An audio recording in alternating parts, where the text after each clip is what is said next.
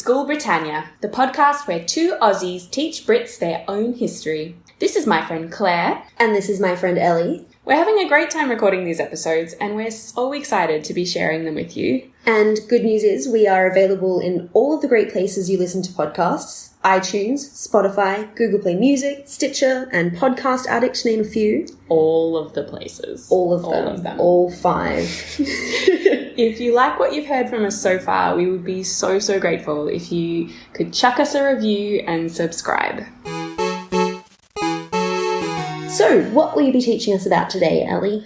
Well, Claire, if you had to guess, what kind of person do you think might have written the first autobiography in English? An old white man. Yeah, I would have thought that too. Yes. But we would both be wrong because the first person to write an autobiography in English was a slightly unhinged, middle-aged white lady.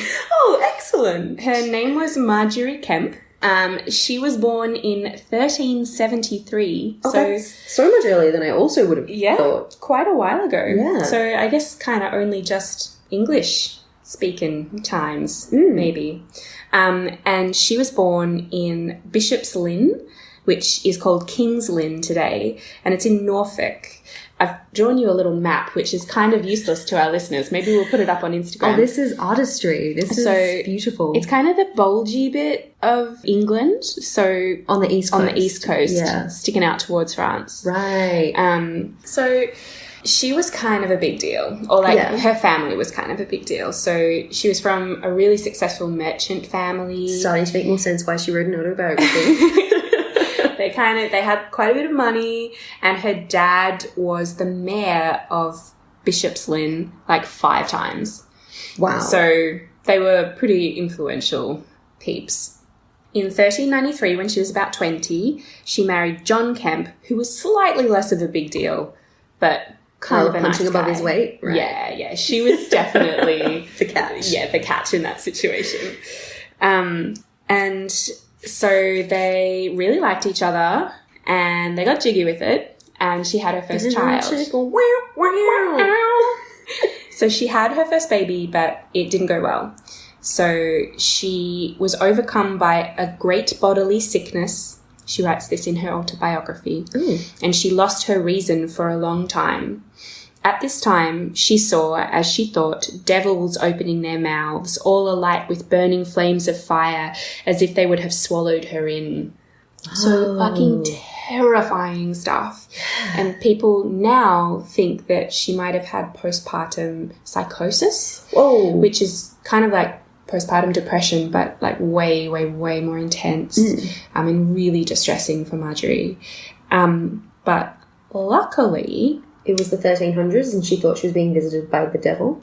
Well, yeah, she did. She genuinely did. But the devil's nemesis, our merciful Lord Jesus Christ, appeared to his creature in the likeness of a man, the most seemly and the most beauteous. And he saved her. Aww. He was like, Margery, it's going to be okay. I'm going to help you through this. Just chill, lie back, relax. We got this. Don't worry.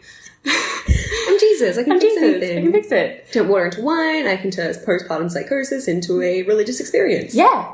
And it became this really profound, important religious experience in her life. And she went on to have 13 more children. Whoa! Yeah, lots. Too many, some might say. Yeah. Lots of children. That's why we advocate for contraception. Yeah, it's a really good thing. And she kind of, kept going with her life. She kept running a business, raising her kids, hanging out with her husband. Running a business with 13 children. Yeah. Was raising the 13 children the business? No, because she was from a merchant family. So she was doing merchant I struggle stuff. to raise a cat and work part-time. She must have been a very high-energy woman. Yeah. Very committed. But then things started to go south with the business, and Margery started to find God again. And I don't want to be facetious. I'm sure she was definitely finding God, but it was a bit of a coincidence that her business wasn't going so well. And maybe she had more time to focus on her faith then. Yeah, perhaps. Yeah, exactly. So around this time, she started to have more spiritual experiences. And she started to develop a few, like, interesting aspects of expressing her devotion. Oh. So there were some kind of normal things, like she decided that she wanted to live a chaste life. After 13 children, you would. Fair enough, yeah. So she told her husband, she was like, look, man, I'm really sorry. We've had a great time, but Jesus does not want me to have sex with you anymore. And he was a bit like... I was going to say, how did John take that? Well, he wasn't happy. He was not well pleased. I mean, not that any wife owes any husband anything in any context, they but loved just... each other. Yeah, I mean, it's just an interesting about face. Yeah, and he actually was, I think, quite hurt and upset, but then sort of came to accept it. Well, that's good. Yeah, so he was quite supportive of her. But she did a few other things. The most significant one, and the one that a lot of people know her for, is that she would be overcome with weeping whenever she prayed. So she'd be praying and she would just start crying uncontrollably and quite, like, alarmingly for the people around her. Like, it was quite intense crying and, like, really, what's the word? Empathetic crying. So not sympathetic, like empathetic. So she could feel Christ's pain. Wow. And she was really, Expressing really expressive and really able to, like, tap into that experience, I suppose. And she had lots of really intense visions, I suppose, of Jesus. So she's getting more religious. She's really sort of focusing in on what her, like, way of expressing her devotion is. Yeah. And she's starting to have some thoughts about, you know, how to be religious as a woman who's been married, as someone who's not a nun, or someone who's not devoted to religion in that way. She's a laywoman. She's just a person. But she's having these really profound visions and really, personal experiences of God. So she's about 40 years old and she decides to go on a pilgrimage to the Holy Land. Oh, damn. So all the way to Jerusalem. And her husband doesn't come with her. So she's going completely on her own to Jerusalem in 1413. So pretty impressive. So at that time, you would usually go on pilgrimage in a group. Yeah. So like the Canterbury Tales. You might not know people that well, but you'd kind of get together in a team. For safety, yeah. So that you didn't get, like, overrun by bandits or whatever, so you could look after each other. So she joins a pilgrimage team and they start going towards Jerusalem. Did they wear matching T-shirts? They did not wear matching team pilgrimage on it? Oh my God, that'd be so cool. Like people who go to Budapest on stag nights. Yeah. Oh, Lord. Jerry's 21st. No, they should have though. It would have been Didn't think good. it through. They didn't. It would only have taken them, 6 months to hand embroider all of that. To get the loom out and weave she had 13 children. She could have put them to work. Missed opportunity. So within about 3 days of the pilgrimage, her companions were starting to get slightly annoyed with Margery. What with the weeping and the proselytizing, and she'd stopped eating meat. So she'd sort of sit at the table and be like, yeah, you guys are all, like, totally irreligious and I can't believe you're doing that. Oh, and, it's like me when I was 15. Yeah, like a brand new vegetarian kind of vibe. Yeah.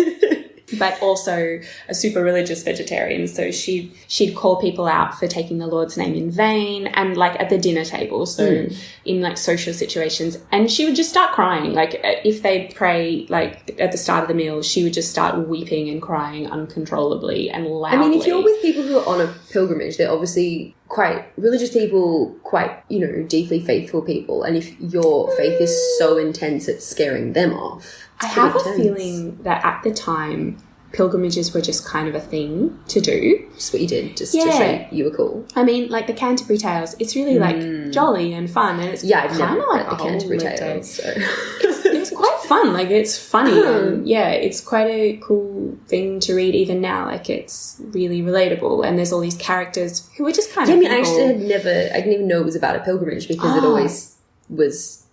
presented as something silly and funny. And I never associated that with a pilgrimage. Well, it is silly and funny. And I think, the Holy Land is a pretty intense pilgrimage. But I don't know, I think it was just kind of normal people did like do going that on a gap year. Yeah, and and they all believed in God for sure. Yeah. But, maybe weren't necessarily deeply religious people. Yeah, maybe they were out for like a fun time. They were out for a bit of an adventure. So they got super pissed off with her. And there's a little quote. So they were much displeased that she ate no meat, and so were many of her company. And they were most annoyed because she wept so much and spoke all the time about the love and goodness of our Lord. So I think that was just kind of like, she was just so into it, and they were just not. We're just here for a holiday. Yeah. So they actually turned pretty nasty. So her company bullied her really terribly. They cut her skirt really short. Ooh. And they called her names and dressed her in like a white canvas sack, so people would think she was a fool and mock her as she walked. So pretty awful. That's really, terrible. Yeah, really like nasty, aggressive stuff. And then they just abandoned her. So, wow. And they got her maid to abandon her as well. So she had like a maid servant with her, and they convinced her maid to leave. I'm going to bet when you get to those pearly gates and Peter's going to look at you and be like, No, remember when you abandoned Margery Kempe after bullying her? Nasty. No deal. So she's a 40-year-old woman alone in a foreign country. She doesn't speak the language. It was super dangerous. But somehow she managed to make it to Jerusalem. So I think there were some holy men along the way who helped her out with a bit of money and helped her get on board a ship, and everything was kind of okay. And she really saw that as God guiding her towards the Holy Land. So she got there and she had the best time. So she did like the classic pilgrim route, which I think you grew up Catholic, so maybe you can tell me. The Stations of the Cross. Yeah. Can you kind of, in Jerusalem, can you kind of follow the path that Jesus took to Calvary? I feel like that's the thing you do. I think that's what she did. Yeah. So she did that, and everyone did that. Like that's the thing to do in Jerusalem. Yeah. And when she got to Calvary, she was just crying so uncontrollably that all the people were amazed, it says. So she was just like... Probably the right forum for her expressive devotion, because that's where people expect to see things like that. Exactly. But yeah, it was really profound for her. She also went to Bethlehem and to Zion. So she spent quite a bit of time there and did like a really thorough visit to all these places. Yeah. So she got back home. She'd had her adventure. She comes back. And then she decides, I really like going on pilgrimages. Like, this is my jam. I'm, really into this. I'm not looking after 13 children. They can look after themselves now. They're like 10. That's fine. So she decided she was going to go on another pilgrimage to Santiago de Compostela, which is the Camino that people still do today. My mother has done many, many times. Has she? Yeah. How many times has she done it? She's done various bits of it. I don't think she's ever done the full 400k trek, but she's done bits of it 6 or 7 times. Cool. Yeah. Yeah, it looks really beautiful. Yeah, it's an incredible walk. In terms of the countryside you go through. Yeah, yeah. So she had a great time doing that. But when she got back, shit got real. So it maybe wasn't clear, but what Margery's doing, sort of walking around as a single, well, she's not a single woman, as a married woman. But alone. Who's decided that she's chaste, who has really profound, deeply emotional and sometimes kind of semi-sexual visions of Christ. That's not really super orthodox, I suppose. Well, I was surprised when you said she was married, because when you said you were doing Margery Kempe and I kind of knew her vaguely as this female religious figure, I just assumed none. Yeah, totally. And I think a lot of people did. So through much of history, people thought she was an anchoress, which is a woman who gets, so she stays on the side of a church. So people used to build these tiny little cells onto the sides of churches, and usually a woman would live in there and never leave. Oh, so yeah, Hildegard von, what's her face? Well, she was a nun. Oh, so these people are not nuns? No, they're not nuns. Oh. So there was one famous one called Julian of Norwich, who Margery Kempe actually met, and she I don't know if she'd been married or not. Often they had been married, like they were lay women and they were called to God later in life. Or they might be young as well, it just didn't matter. But you weren't a nun, you were just someone who felt like they'd been called to be a hermit. But you're a woman. And you secluded yourself? Yeah. So you never went out. You never had human contact. So Margery, everyone was very surprised by the fact that she was going out into public and being so walking vocal. around, and she's talking to people about what she's done. So she used to talk to married women about being chaste. And... yeah, and the church was just didn't really follow population control. She foresaw our current issues and was trying to get out ahead of them. Well, in a weird way, it's kind of feminism, isn't it? Like, well, for the time, absolutely. For the time, yeah. And, I mean, super, super religious, and she was really traditional in a lot of her thinking, but at the same time, she's a woman who is being independent. Yeah, and advocating for bodily autonomy for women is... And having direct experiences with her God, which at the time with the Catholic Church thinking what it thought, you couldn't do that. Like, you're meant to talk through it. Exactly. Yeah. So when she got back to Britain after she'd been on pilgrimage to Santiago de Compostela, she went to Leicester, and that was a bad move because the mayor in Leicester decided that she was a lollard. A great word, but I assume it's not a good thing. At the time, not a good thing. So a lollard was kind of like a proto-Protestant. So they were like a... Why did they go with Protestant instead of lollard? Much better word, isn't it? So they thought that God could speak to everyone directly, so you could have like a personal relationship with God. Yeah. They thought the Bible should be translated into English. How dare you want to read about your own religion in your own language? And they thought that women should be allowed to preach. Oh. So I guess kind of understandably, this guy was like, you're a lollard. You're challenging my authority. Yeah, you're kind of doing all this stuff. So he tried her as a lollard, but she was just like, nah, bitch, I know my Bible back to front. Like, she was illiterate, but she just knew... She'd memorized it. She just knew everything. She just really paid attention. She knew her laws. Well, when God's speaking to you directly, you're probably listening. Totally. So this guy was just like, oh, okay, well, I can't really argue. You're bang on, so... That is a direct quote. So he let her go, but then I think it was the Bishop of Leicester teamed up with the mayor, and they were like, no, she must have just tricked us, and they brought her back in and they tried her again, and that time she was in prison for 2 weeks. Wow. But she got out. So it was okay, but it was a little bit dicey. Like, they would have killed her if she'd been found like properly guilty of being a lollard. Wow. It wasn't, it was heresy. So yeah. In 1431, Margery's son and her husband die, so she decides she's going to escort her daughter-in-law, who's Norwegian, back to Norway because she'd been married to her son and her son was dead. So she was just like alone. And she's comfortable with going, And Margery's well-travelled. Journeys. Yeah, exactly. So she's all over it. So she's like, don't worry, I'll take you home, which is really quite sweet. Yeah. So she takes her, she's 58 and she does this. Whoa. It's just amazing. So she takes her back to Norway and they have to walk some of the way.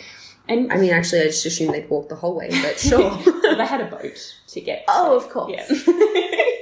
But yeah, for a lot of it, they were walking. And, at the time, 58, that's really getting on. So pretty impressive. So she does that. When Margery's about 63, a priest begins to revise her book.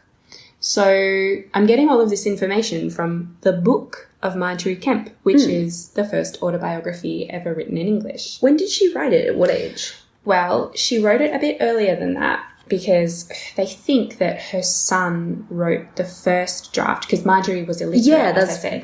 So when did she learn to read and write and then write it all? Yeah, so she never did. She dictated it. So it's a little bit of a weird autobiography, but it is in her voice. It's in the first person. And she was the one who was like, I'm going to tell this story. That's the more important thing than who put pen to paper. Yeah. So they think that it was probably her son who wrote the first draft. The one who died. The one who died, that's right. And then... Let's just ignore the other 12. Yeah. maybe they were all girls. Yeah. And then when she's 63, she shows the book to a priest, and the priest is like, this is illegible. Like, this is written really badly. So he revises the book for her and makes it clearer. And was he the first editor of an autobiography? I guess he was. Yeah, I guess he was. And then he writes the second bit with her. So he writes sort of part 2, which is her later life. Yeah. So I think that includes like the trip to Norway and stuff like that. Then in 1438, she's admitted to the Guild of Trinity in Lynn, and then there's no further mentions of her much after that. So they're pretty sure she passed away. What is the Guild of Trinity? I think it's like a merchant's guild, because she was a merchant. Oh, right. Okay. Yeah. Guild is a guild. So she died at about 43. Oh, okay. But Claire, here is the crazy twist. Whoa, what? So this book, which I'm holding up, listeners, for Claire to see, and that I studied at uni, was lost for centuries, and people only knew about it because there were tiny little excerpts from it published in other books. Oh. But then, in 1934, the only surviving manuscript was found by Hope Emily Allen, who was an American scholar of medieval history, in the private library of the Butler Bowden family. So apparently she was just kicking about this library and she just found this manuscript that had been lost to the world. Like an insane moment. It's like the first autobiography in English.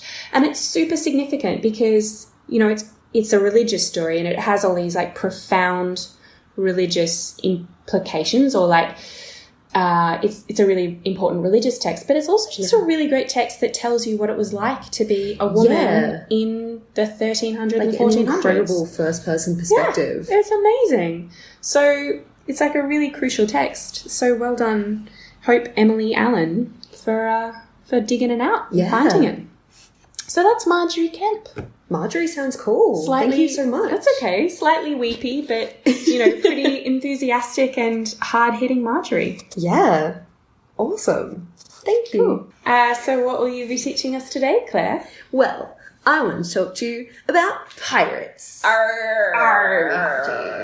So before I start, I'd just like to say thank you to one Martin Mayers for his PhD, the British contribution to the development of piracy in the golden age of piracy, which was invaluable to my knowledge today. Great. And really interesting. Look at you reading PhDs. Yeah. That's so cool. Yeah, look at people making PhDs. Yeah, I mean, they're the true heroes. So this golden age of piracy was from the 1620s to the 1720s. So people, pirates have been attacking ships and stealing things from ships for a long time. But this is when it hit that, peak that we think of as the quintessential pirate. Okay. Sailing around with their Jolly Roger flag, swashbuckling away with cutlasses and jumping aboard other ships and stealing pirate booty, not burying it, spending it lavishly. Right. Yeah, they weren't really into burying it. They were like, why would we hide our takings? Interesting. Yes. They also apparently weren't really big on making people walk plank. Oh. That's a bit of a misunderstanding. Wow, okay. So many things to unpick. I know. But mostly they were just what you think of them as. Really? That is quite accurate. Did they have the hats with the feathers in them? Yes, because people at the time wore a lot of those kind of things. They just dressed like normal people. Did they have parrots? I never found out about the parrots. I did look, but I couldn't see. But they were these kind of democratic spaces where these outlaws were on a ship and then they elect their captain and they all serve together under their captain as equals. Amazing. Yeah, so they still kind of follow that maritime rule of having a captain who was in charge because you kind of need that. Yeah, you still need that level of organization and stuff, but it was much more democratic than, you know, being part of a navy or a merchant kind of ship. So you had far more autonomy, but you were outside the law. Amazing. Yeah. So they would board a ship, take what was valuable, sink the ship to hide evidence of their crimes sometimes. So they wouldn't take the ship? Sometimes they would, but if they didn't have enough people to man a second ship, they'd just get rid of it. Or if the ship wasn't good enough, or if they did murder a bunch of people and didn't want anyone to know about it, they'd just get rid of the ship. Yeah. They would then either ransom the crew, offer them to join Team Pirate if they wanted to. Sounds like a pretty good team so far. Yeah, it's not bad. Kill them is often the option. Yeah. Or they would enslave them. Oh. So pirates often used slaves to row their ships. Ooh. Yeah. Which, I mean, they're democratic, but they're not above being arseholes. Yeah. Like us. Yeah, exactly. So some pirates took that to a whole nother level. Ooh. So pirates were ultimately capitalists, and they were attracted to the huge profits of the slave trade. Okay. Oh, is that why that's the golden age? Is like 1620 to, what did you say? 1620 to 1720. So, yeah. Slave trade was... Right as the Atlantic slave trade was booming. Yeah. Okay. So, some became slavers and others sold cargoes of slaves that they captured. Ooh. So, often they would attack ships where the cargo was slaves. Holy moly. Yeah. So, sometimes they would be enslaving people who were sailors, and other times they would be enslaving African people who had been taken to be sent to work as slaves. Oh, my goodness. On plantations and things. Yeah. So they would capture these merchant ships bound to the American colonies, or they would go on raids from the West African slave ports. Okay. So there were these Barbary corsairs who were basically pirates from the Ottoman Empire. Wow, what a great name. I know. Barbary corsairs. Yeah, I'll talk about them a little bit more as well. They're cool. Found that by selling the crews of captured ships as slaves or demanding a ransom for them was more profitable than like the ship's cargo. So like people at the time were just the ultimate commodity, human bodies, and it was usually black human bodies. Jesus. Yeah. So many pirates became this combination of slavers and pirates, and by the 1830s the term picaroon had come to mean both a pirate and a slaver. That's how common this practice was. Wow. Yeah. However, because pirates were these weird little democrats and often did a lot of stuff by consensus, they were already outside the law and they did things different to social convention. It wasn't uncommon to find a lot of people of colour sailing as equal members on pirate ships. Okay. So it was this really weird thing of like simultaneously selling black people as slaves, but then often accepting them as equals in your pirate crew. Okay. So it was like money making. Like they didn't care. Just they were fundamentally deeply capitalist. Yeah, right. Not to say that they weren't racist, but it operated really differently to the way it did on the land, basically. Right. Yeah. So Martin Mayers said in this PhD that he wrote, it was a paradox that those who were often titled as enemies of all mankind were able to provide better conditions for living in case of underprivileged groups than any of colonial power during this time. Wow. Yeah, that's an indictment of colonial powers. Yeah. So they were able to kind of practice religious and cultural freedoms that they weren't allowed to practice in colonial states and things like that. And this notion of pirates as democratic isn't unfounded. It was suggested by Marcus Rediker that pirates form communities based on multiracial, multicultural, and multinational social order. Cool. Yeah. So the notorious pirate Blackbeard was a real person. Arr. His name was William Thatch or William Teach. Not as good as Blackbeard. I know, like, of course he went for Blackbeard. That's such a cool William moniker. Thatch sounds like a lovely, friendly name. It sounds like the dude from that movie with that guy in it. The guy. That I have forgotten the name of. A Knight's Tale. Oh, it's like that's why you. Ledger. Yeah, exactly. Oh, that's where your favourable associations come from. This guy was a ruthless pirate. Okay. But he had 5 black men serving as pirates in his crew when he was captured after his death. Wow. They were tried as equals with the other white crew members, and therefore were all equally hanged. Okay. Yeah. So the exact nature of the role these black men played on the pirate ship is still debated. There are claims that there weren't any black men found amongst the dead of the battle against Blackbeard's pirates, so maybe they weren't doing any of the fighting. Interesting. But they were actually servants.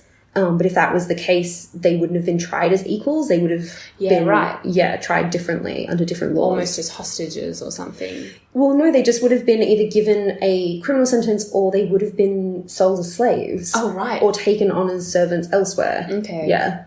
Can I ask a question about Blackbeard? Yeah. We might be talking about it again, but is he the one who, like, sticks the candles in his beard and does all the... I didn't get that deep into him, okay. sorry. I was looking more at his crew than him himself. I'm sorry. So, no, that's fine. We just might have to research Blackbeard at another day. So there's lots of unknowns, but it seems very likely they were treated much better, or at least differently to the way black people were treated in Britain at the time. Even if they were treated as equals, their experience of capture wasn't always so, because if they were caught by other pirates, they were often sold as slaves. Okay. Yeah. So there's this interesting point of view offered by Sylviane Diouf, who is a history of the African diaspora, who described how freed slaves and pirates shared common interests in the way that both sought an alternative life based on a masterless principle. Mm-hmm. So the life of a pirate appeared to be naturally tempting for former slaves because it offered them privileges they never had. Okay. They could find their place among the crew as an actively participating member with their own rights and responsibilities, including a chance to vote and an equal share of any payment and prize money. Mm. And above all, they had the opportunity to oppose and fight against the colonial powers that enslaved them. Nice. Yeah, so it seems like it might have been this, like, small moment to rebel against the colonial forces of the time. That's awesome. Yeah. Another cool thing was women in piracy. Yes. Yeah, so similar to the case of, like, the oppressed racial groups of the time, women were able to achieve a position among pirates that they wouldn't have achieved in the contemporary patriarchal hegemony in Western culture. Ooh. Definitely copy and paste that. However, people were hella superstitious about boats, so they didn't like having women on boats. Because our periods sink. Well, no, it seems more like a practical thing of, like, confining a bunch of men and women in a small space at a time when men didn't respect women just led to problems. Okay. But that eventually rolled into this superstition that it was bad luck to have women aboard. Right. When really it was just against practice to have women aboard. Okay, all right. But they kind of became weirdly superstitious about it because, like, you never do something when you suddenly do it differently. It's strange. Yeah, so a very small number of women worked as, like, cooks and servants and laundresses and stuff on boats openly as women. And then even fewer worked and were accepted amongst pirate crews as equal. And some even rose to become captains. Most famously Anne Bonny and Mary Read, who were exceptionally successful pirates in their own rights. Like, even compared with the men of the day, they were out there. Yeah. Making some great wins for women's liberation / thievery. But there were other women who probably dressed as men to live as pirates. Ah, right. Yeah, so just dressed to hide the fact that they were women so that they could serve amongst pirates. So female pirates were depicted by scholars of the day as these ruthless and promiscuous women to try and show the dangers of allowing women freedom. Or the fun of it. No, you can't. They're bad ladies. Okay. So less is known about how they were actually perceived by their contemporaries. Okay. If women looked at them as this kind of, like, ideal or if they were scandalized by them, no one really knows. Okay. But, yeah, a lot of people were kind of shocked by the idea of a woman giving orders and being respected like a man without, you know, the divine blessing of, like, a monarch. So, you know. Oh, without being a queen. Yeah, exactly. It was all seen as very scandalous, and so they were hanged like the men to make an example. Wow. So it was like, don't do this because you'll get hanged. Interesting. Yeah. And so recent studies show that pirates were apparently more tolerant to bisexuality and homosexuality than wider society at the time, but I couldn't really find any studies, so I can't really speak much to that. I mean, it wouldn't be surprising, would it? No, I mean, you know, when you're already more tolerant of things that are outside the norms of the wider society. Yeah, why not just keep going and be accepting of who people really are? Yeah. So during this heyday, there were different types of pirates. Ooh. And there are all these words that I've heard kind of thrown around before in the context of pirates, and I didn't really know what they meant. Okay. And I found out they actually have distinct meanings. So there were these things called privateers. Yeah. Have you ever heard of them? I have. Would you, like, did that mean something different to you than what a pirate was? Well, I kind of had this vague idea. I can't remember his name now, but there was this guy in the time of, I think, Elizabeth I, and he discovered bits of Western Australia. This. Am I? Yeah. He was he was just kind of off on his own, doing his own thing. Is that right? Well, basically, privateers were pirates authorized by a government. So they were acted like pirates in that they went around attacking and pillaging ships of enemy nations, but they had these things called letters of marque or marquee. Okay, to say we're doing this on behalf. Yeah, so they couldn't be hanged by anyone who caught them because they were doing it for a government. Okay. Yeah, and they had to share their profits with the government. Mm-hmm. So these... so kind of like guns for hire. Yeah. Yeah. So basically it's like if you were rich and had a title and you were doing it, it's okay. But if you're poor and a nobody, it's illegal. Okay. Right. So, yeah. Because they're doing exactly the same things. Like, they really blur the lines between the two. It's like the distinction is basically that you got a pat on the head from your monarch to go and pillage and plunder. Mm-hmm. Yeah. So this famous privateer that you're talking about is called Sir Francis Drake, and he was most famous for circumnavigating the globe in a single expedition after someone else. So he was the second person to do it. It took him 3 years to do it, but he was the first to do it as a captain the whole time. So I think the other person who did it, the other expedition that did it, didn't have the same captain or something. I actually wasn't thinking of Francis Drake. I was thinking of someone else whose name I totally can't remember. I look forward to you remembering. Yeah, sorry. It's totally like annoying and useless. But he went to the west coast of Australia. And it was during the time of Elizabeth. Oh, interesting. And I think he was a privateer as well. But anyway. Probably. It seems that that's what like a lot of rich people did, was they got this blessing from the monarch to go and be a pirate. So you could do it without getting in trouble. Yeah. It's insane. So Sir Francis Drake, on this circumnavigation trip, captured a bunch of Spanish ships full of gold. And brought it back to good old Queen Lizzie. And she was like... Who was his... who was his benefactor. And he also, on this trip, claimed California for Britain in her name. Whoa. Yep. So, like, we normally associate piracy with this kind of, like, Robin Hood mentality, but this was just colonial expansion under that guise. It's so weird. It's, like, not at all what I really think of as piracy, but it was very much under that umbrella of him running around, stealing gold from ships, but also planting the British flag in foreign soil. So strange. So he was considered a hero to the British people, but the Spanish branded him as a pirate, and King Philip II of Spain allegedly had a 20,000 ducat reward out for him, which is the equivalent of 60 million pounds in today's money. That's many pounds. Yeah, but he died of dysentery, so who cares? Yeah. What a way to go. Ugh, not fun. But another term I had heard, didn't really understand, was buccaneer. Ooh, that one sounds fun. I know! Very closely associated in my mind with the term swashbuckling. Yes. So a buccaneer is the name given to both pirates and privateers who operated from bases in the West Indies and attacked Spanish shipping in the Caribbean. That's specific. Yeah, very specific. It's basically like a pirate in a nice tropical place.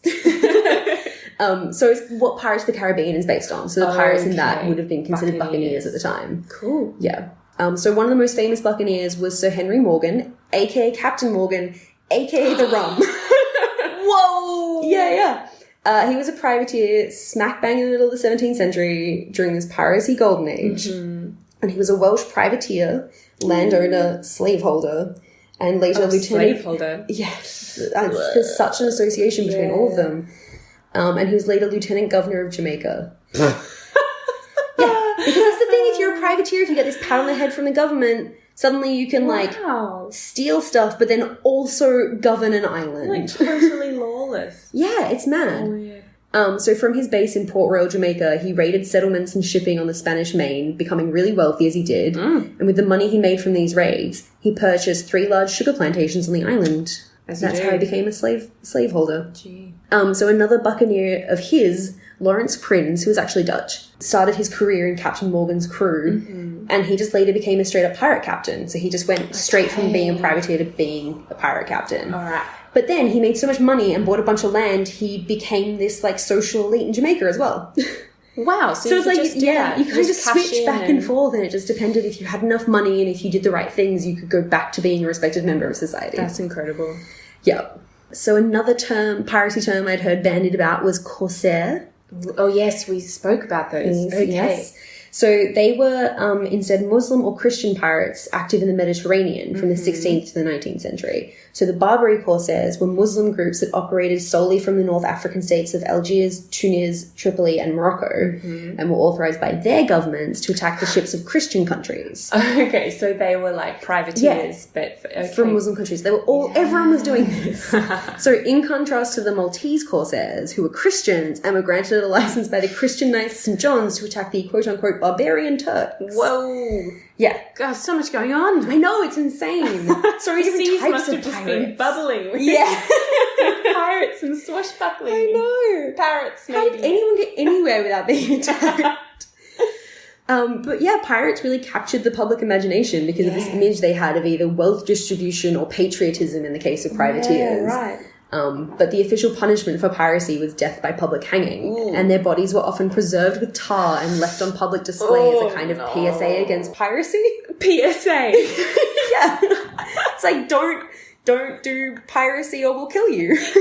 This is what will happen to you. And cover you in tar. Yeah, they were like put in iron cages to stop their families from trying to bury them. Oh, no. For example, the famous pirate William Kidd was hung for 3 years at Tilbury Point. No, that's gross. In the Thames. Don't do that. I know. And after Blackbeard was killed, because he was killed in battle, his head was cut off and tied as a trophy to the yardarm of the HMS Pearl. Ew. I know. Just like sailing around with this pirate head on the front of your ship. Ugh. So gross. So on top of using privateers as kind of like legal pirates, who the British chose to define as pirates was used as a strategic, political and colonial thing. Okay. Yeah. So in the late 18th and even into the 19th century, British labelled the local populations of the Indian Ocean and the Gulf that they were trying to colonise as pirates, and they themselves as the bringers of law and order, even though they were the invading force.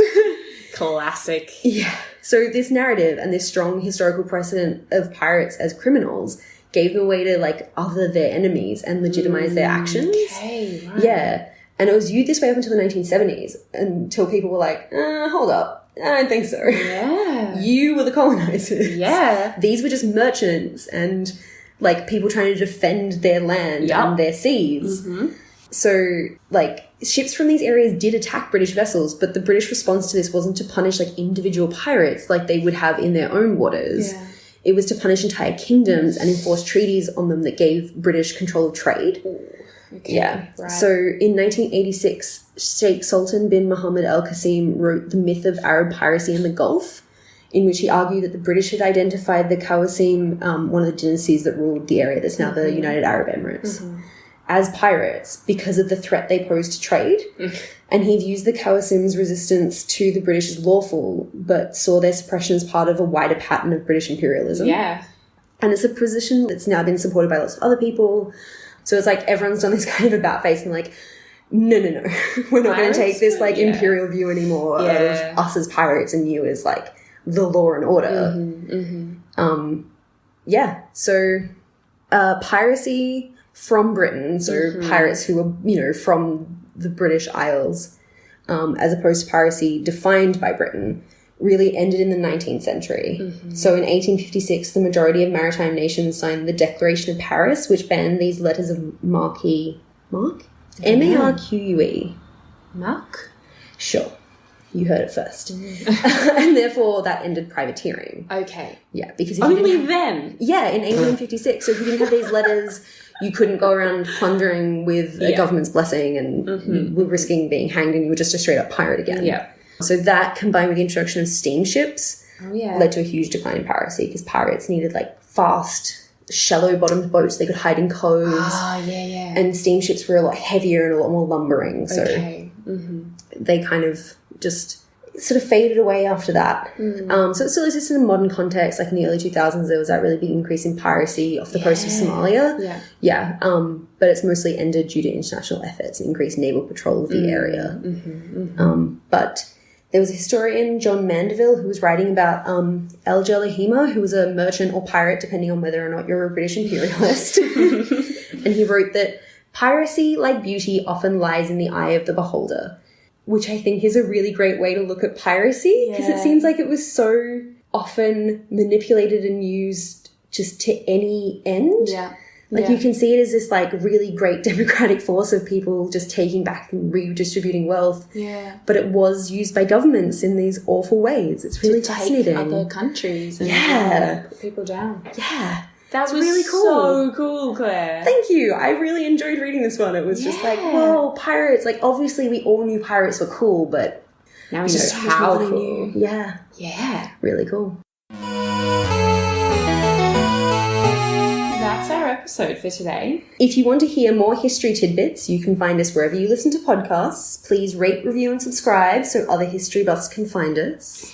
If you want to know what sources we used, please go to our SoundCloud page. The link is in the description. I do highly recommend reading Martin's PhD. Yeah. It was ace. It sounds awesome. Yeah. So today's homework is to practice in anticipation of Talk Like a Pirate Day on the 19th of September.